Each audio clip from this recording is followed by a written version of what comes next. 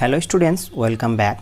তো প্রিয় ছাত্ররা, আজ তোমাদের ক্লাস 10-এর যে মডেল অ্যাক্টিভিটি টাস্কের প্রথম পার্টের যে অঙ্কগুলি আছে সেগুলি আজকে আমরা সলভ করব।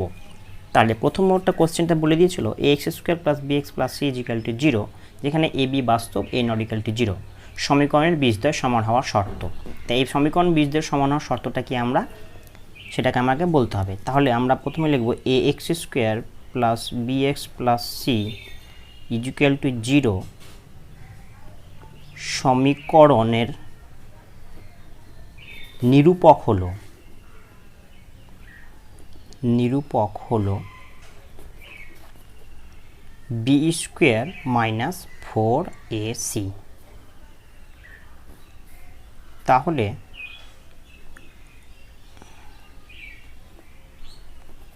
B square minus 4ac is equal to 0 হলে বীজদ্বয় সর্বদা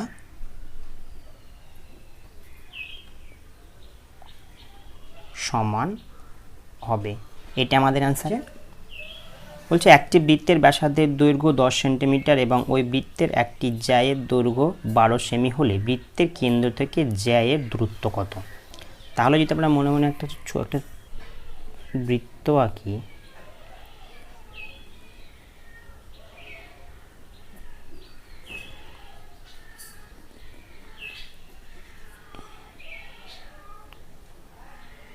এটা ও,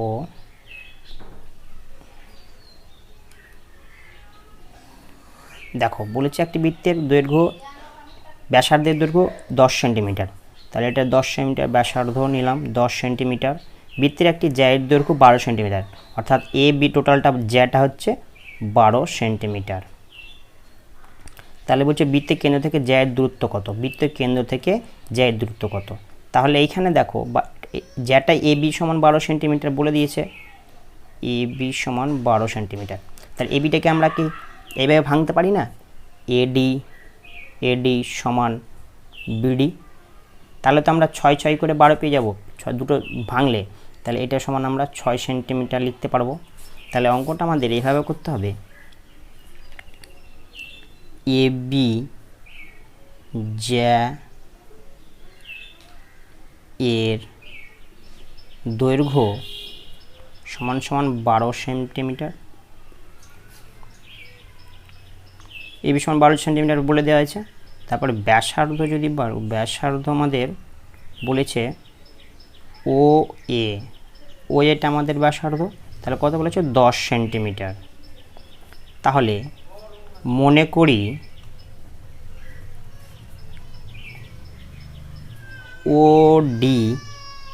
ওডিটা কার সঙ্গে লম্ব আছে? ওডিটা লম্ব আছে এ বির সাথে। তাহলে ওডি লম্ব এ বি। তাহলে এইখান থেকে আমরা লিখতে পারি ওডি লম্ব এ বি, তাহলে লিখতে পারি এ বি সমান বিডি লিখতে পারি সমান 6 সেন্টিমিটার। এ দুটো হাফ করে দিলাম, পুরোটা আমাদের বলে দিয়েছিল 12 সেন্টিমিটার। তাহলে আমরা এ বি সমান লিখতে পারি এ বি সমান বিডি। তাহলে 6 সেন্টিমিটার পেয়ে গেলাম। আবার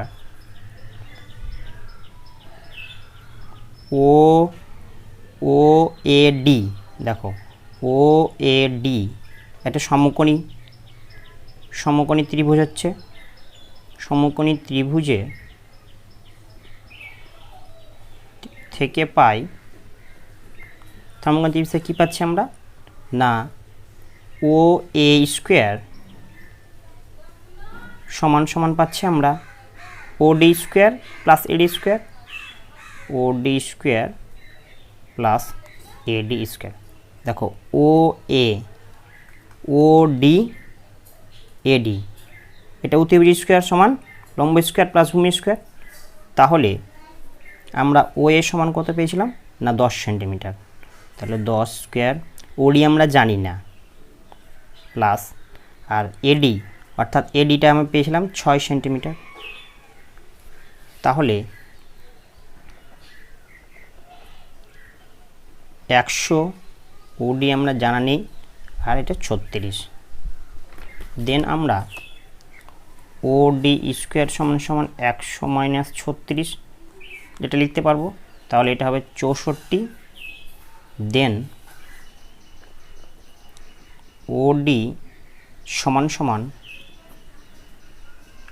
8 সেন্টিমিটার।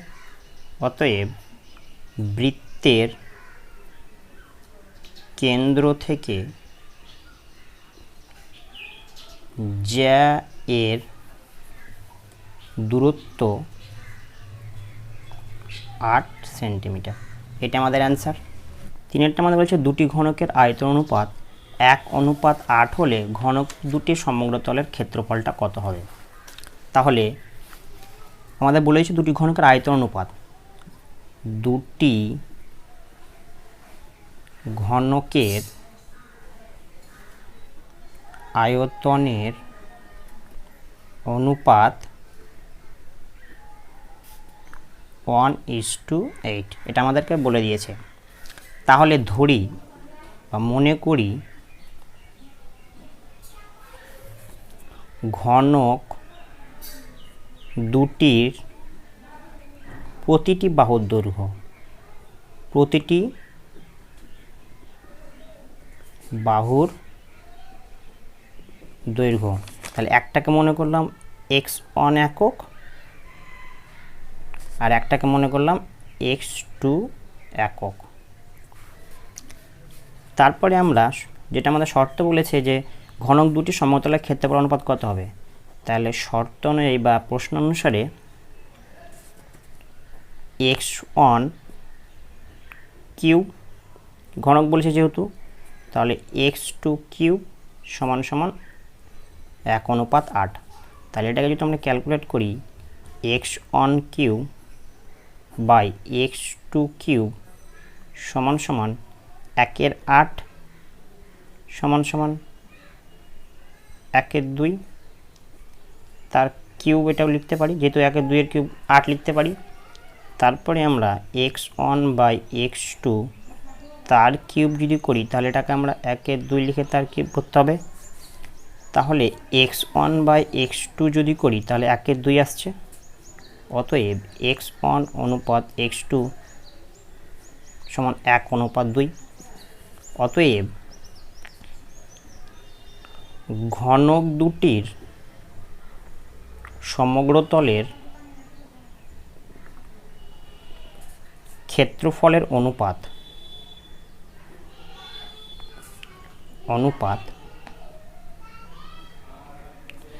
যেহেতু সমগ্র তল বলেছে তাহলে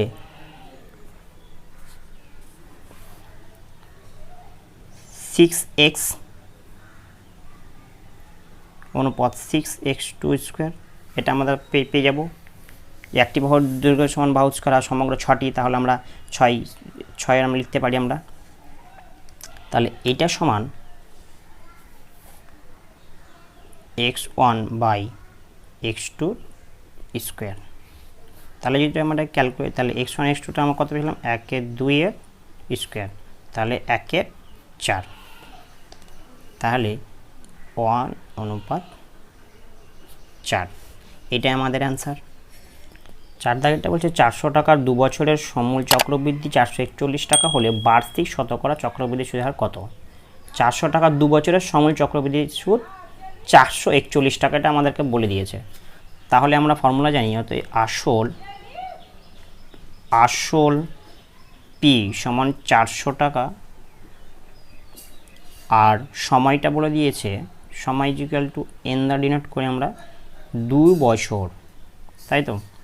তাহলে মনে করি চক্রবৃদ্ধি সুদের হার r%। তাহলে প্রশ্ন অনুসারে P1 plus r/100 into n is equal to total টাকাটা বলে যে 441, এটা আমাদের ফর্মুলা আছে। তাহলে আমরা এটাকে ক্যালকুলেট করে পাই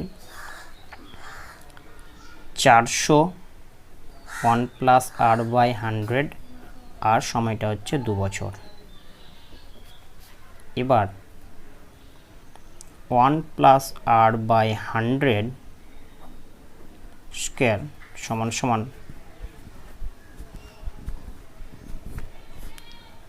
441/400, তাহলে এটাকে 441কে যদি করি তাহলে এই হবে 21, আর এখানে হবে 20।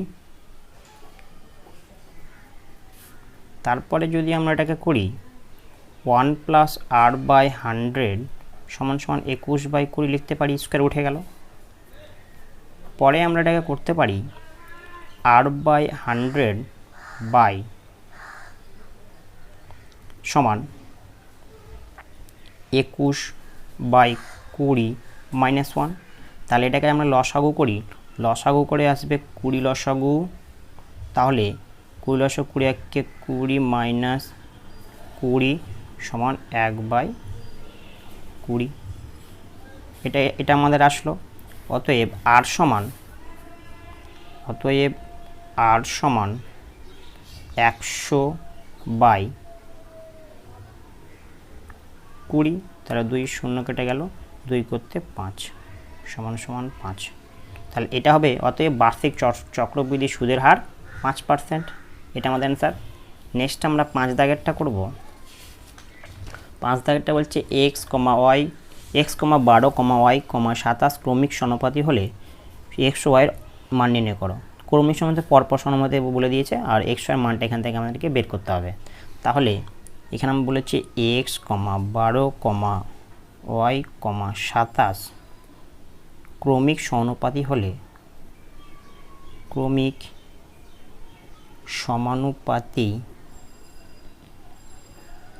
হলে তো x/12 এটা লিখতে পারবো সমান 12/y সমান y/27 এটা লিখতে পারবো। তাহলে এটা কীভাবে লিখলাম না, একটা ফর্মুলা আছে যে a/b সমান b/c সমান সমান c/d, এই আকারে এটাকে আমরা লিখতে পারবো। তাহলে অতএব x অনুপাত 12 এটা লিখতে পারো, কোনো অসুবিধা নাই। তাহলে 12 অনুপাত y আর y অনুপাত 27, এটা আমরা এটাকে লিখতে পারবো। তাহলে এখন 12/y সমান y/27 লিখতে পারবো, বা y² সমান 12 × 27। তাহলে 12 × 27কে যদি গুণ করি, আচ্ছা সহজ যদি করি আমরা, y সমান 12 × 27 গুণ করলে একটু বড় হয়ে যাবে অঙ্কটা।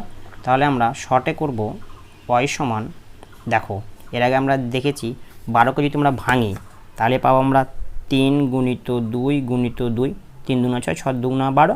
আবার 27কে যদি ভাগি 3 × 3 × 3, 3 × 9, 3 × 27। তাহলে দেখো এখানে 1 2 3 4টে 3 আছে, তাহলে এখান থেকে আমরা 2টো পাবো ইজিলি, আর 2টো 2 আছে মানে এখানে একটা পাবো। তাহলে কত হচ্ছে 3 × 9, 2 × 18। তাহলে y সমান পেলাম আমরা 18।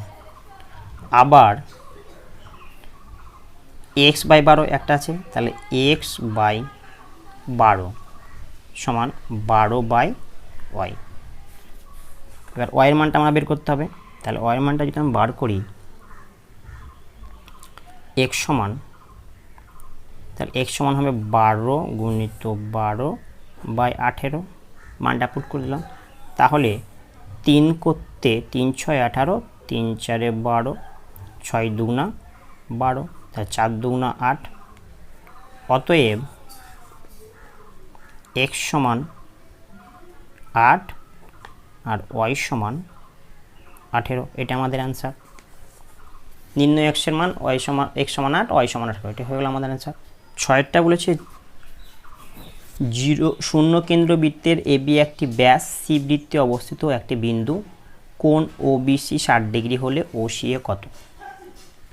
তাহলে আমাদেরকে একটা বৃত্ত নেব, প্রথমে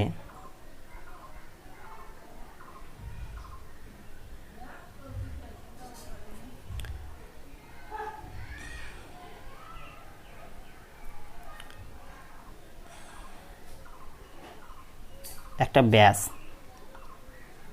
আচ্ছা সি বৃত্তে অবস্থিত, তাহলে সি বৃত্তের মধ্যে যদি অবস্থা হয় তাহলে আমরা এখানে সেন্টারটা ও দিলাম। তাহলে এটা সি, এটা আমাদের দাঁড়াবে। তাহলে আমাদের বলেছি কোণ ওবিসি, ওবিসি, তাহলে এই কোণটা আমাদের বলে দিয়েছে 60 ডিগ্রি।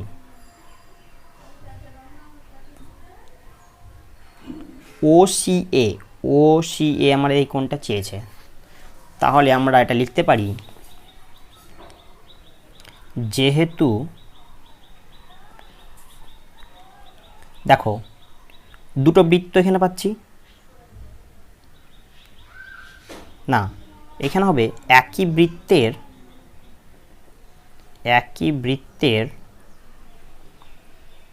ব্যাসার্ধ সমান হচ্ছে, দেখো ব্যাসার্ধ সমান ওবি আর ওসি, দুটো ব্যাসার্ধ সমান। তাহলে এটাকে আমরা লিখে ডিনোট করে দিতে পারি যেহেতু ওবি সমান ওসি, এটা আমরা লিখে দিতে পারি। তাহলে আবার দেখো ও বিসি, এই ত্রিভুজ ও বিসি থেকে পাই, ও বিসি এই ত্রিভুজ থেকে আমরা কি পাচ্ছি না, কোণ ও বিসি, এই কোণটা কোণ ও বিসি, কোণ ও বিসি সমান আমরা কোণ ও সিবি পেতে পারি, ও সিবি আমরা পেতে পারি।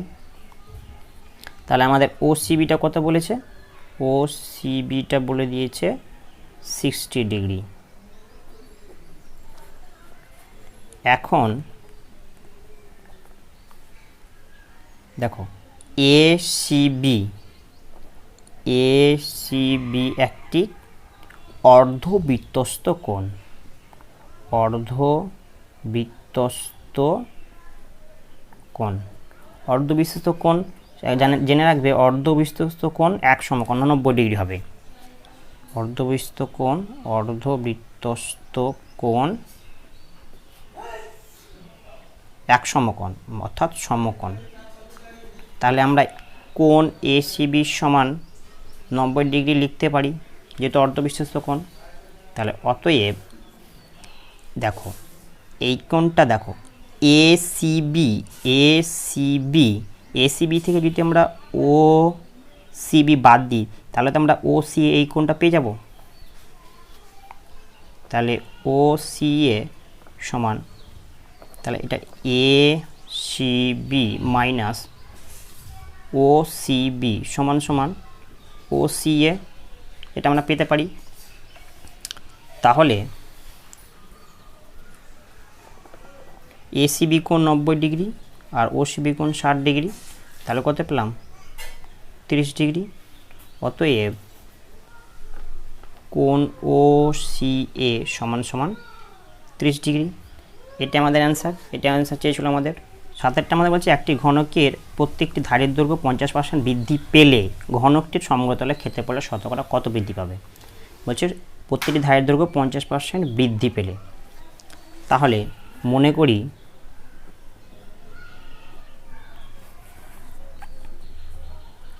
ঘনকটির প্রতিটি ধারের দৈর্ঘ্য x একক, এটা আমরা ধরে নিলাম। তাহলে সমগ্রতলের ক্ষেত্রফল কী হবে, পুরোটা, সমগ্র মানে পুরোটা বলেছে, তাহলে ঘনকটির সমগ্র তলের ক্ষেত্রফল তাহলে হবে 6x² বর্গ একক। অতএব যেহেতু বাহুর দৈর্ঘ্য বৃদ্ধি পেয়েছে সুতরাং বাহুর ধারের দৈর্ঘ্য হবে কত হতে পারে, আমরা ধরেছিলাম x একক, তার সঙ্গে 50% বৃদ্ধি পেয়েছে, অর্থাৎ 50/100। যেহেতু এটার সঙ্গে দৈর্ঘ্য বৃদ্ধি পেয়েছে, সেটার সঙ্গে গুণ করে আমরা 50 দিয়ে এটা 100 দিয়ে ভাগ, যত শতাংশ বলবে তত দিয়ে ডিভাইডেড। তাহলে আমরা এক্স প্লাস 50,005 দিয়ে 2, তাহলে x/2 এটা পেলাম আমরা।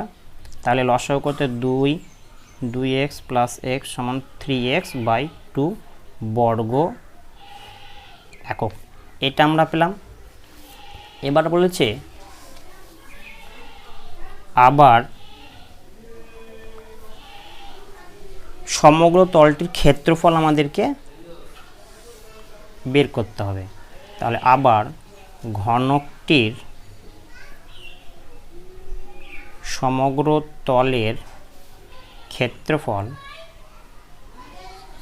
সমান সমান 6 গুণিত এটা কত পেলাম 3x/2 লিখে তার স্কোয়ার বর্গ একক। তাহলে এখানে হবে 6 গুণিত 3 3 9 x²/2 দিয়ে 4, তাহলে 4 করতে 2 এখানে 3, তাহলে 3 9 27 x²/2 বর্গ একক। তাহলে ঘনকটির ক্ষেত্রফল বৃদ্ধি, এবার যেটা বৃদ্ধি পেয়েছে, তো এ ঘনকটির ক্ষেত্রফল বৃদ্ধি কী হবে 27 x²/2 মাইনাস কত ছিল আমাদের 6 x² বর্গ একক। তাহলে আমরা 2 লসাগু হলো 27 x²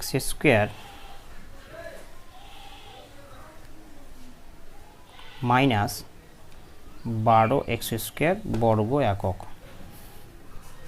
তারপরে আমরা 27 থেকে 12 বার 15 x²/2 বর্গ একক এটা পেলাম। এবার লাস্ট আমাদের বলেছিল যে শতকরা কত বৃদ্ধি পাবে, এটা আমরা পেলাম বৃদ্ধিটা টোটাল, এবার শতকরা চেয়েছে। তাহলে অতএব ঘনকটির সমগ্র তলের ক্ষেত্রফলের শতকরা বৃদ্ধি পাবে, তো কত পেয়েছিলাম 15 x²/2 বাই 6 x² ইন্টু 100, যেহেতু শতকরা বলেছে 100 দিয়ে আমাদেরকে গুণ করতে হলো। তাহলে 15 x²/6 গুণিত 2টা নিচে চলে আসলো ইন্টু 100, তাহলে 3 2 6 3 5 15, তাহলে 2 দিয়ে 50 আর 2 দিয়ে যদি কাটি এটা 25, তাহলে 5 25 125%। এবার নেক্সট আমরা আর দাগেরটা করবো, হচ্ছে সমাধান করো 2x + 1 + 3/2x + 1 = 4, যেখানে বলছে x ≠ = 1/2। তাহলে আমরা এটাকে প্রথমে বা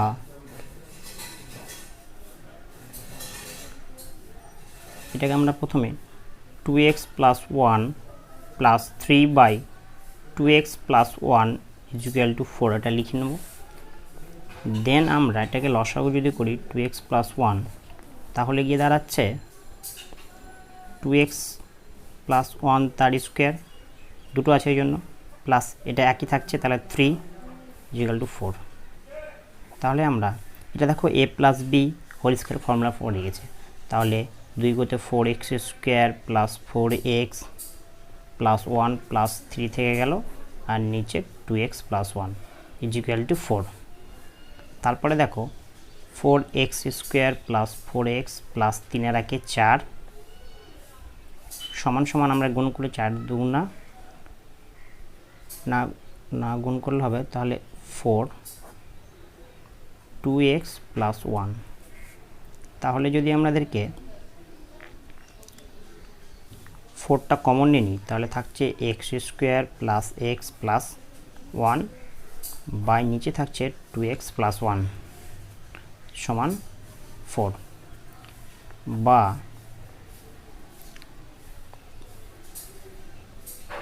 4x² প্লাস এক্স প্লাস 1, তাহলে 4, এটা ওখানে চলে যাবে 2x প্লাস 1। দেন আমরা এই 4 এই 4 কাটতে পারি, তাহলে গিয়ে দাঁড়াচ্ছে x² প্লাস এক্স প্লাস 1 সমান সমান 2x প্লাস 1। তাহলে যদি আমরা সাজিয়ে নিই, তাহলে x² plus x minus 2x, এটা প্লাস 1, এটা চলে আসলে এখানে মাইনাস 1 হয়ে যাবে, ইজ ইকুয়াল টু 0। বা x², 2x থেকে একটা এক্স বাদ দিলে একটা এক্স থাকছে, 1 থেকে একবার 0, তাহলে 0। দেন x যদি কমনলি x মাইনাস 1 সমান সমান 0, তাহলে x সমান 0।